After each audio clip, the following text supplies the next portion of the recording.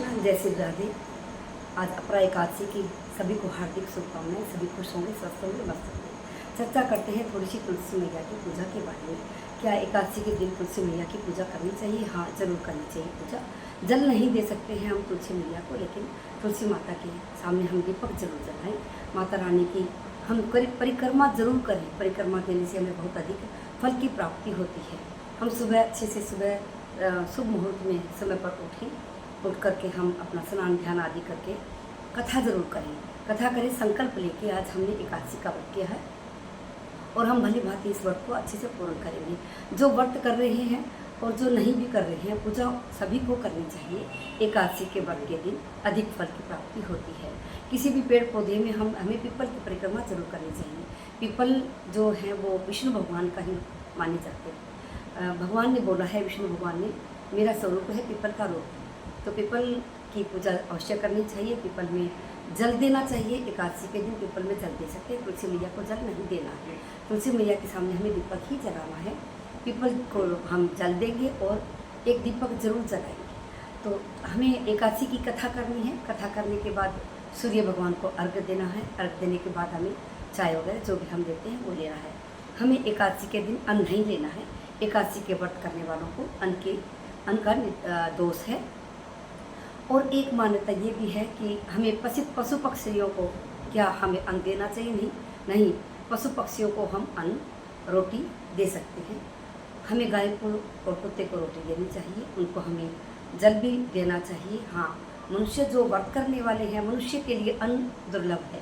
अन्न अगर हो सके तो जितने भी आप लोग हैं व्रत कर सकते हैं। अगर रह सकते हैं तो एक दिन आप एकादशी के दिन आप मोक्षदायिनी एकादशी, जो मोक्ष को देने वाली है एकादशी माता, जो मोक्ष को प्राप्ति होती है, जिस व्रत से हमें मोक्ष की सबसे अच्छा व्रत, उत्तम व्रत में एकादशी का व्रत माना गया है।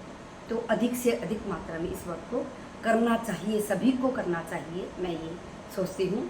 आज मेरा उद्देश्य यही है कि आप लोगों को मैं बताऊं कि मोक्ष को देने वाली एकादशी है, जिसका व्रत हम सभी को करना चाहिए। बाकी एकादशी के दिन तुलसी माता की परिक्रमा और जो पीपल देवता है उनकी परिक्रमा का विशेष है। और आज जो अपरा एकादशी, अपार फल की प्राप्ति होती है। आज की अपरा एकादशी को व्रत करने में आपको अपार सुख की प्राप्ति होगी। आप आज के दिन का व्रत अवश्य करें। जिसने भी किया है वो अपार सुख की प्राप्ति उनको मिलेगी। इस एकादशी का नहीं तो आगे 6 जून की निर्जला एकादशी आने वाली है। उस व्रत की कथा भी सुनाऊंगी मैं निर्जला एकादशी की आपको। जो आगे निर्जला एकादशी आने वाली है उस एकादशी का आप अवश्य व्रत करें। आज ही मैं आपको बता रही हूँ कि 6 जून को आएगी निर्जला एकादशी, जिसका व्रत आपको करेंगे आप, जिसका व्रत तो आपको जो पूरे एक साल की जो 12 महीने की एकादशी आती है, उन पूरी एकादशी का फल आपको एक निर्जला एकादशी के व्रत से मिलेगा।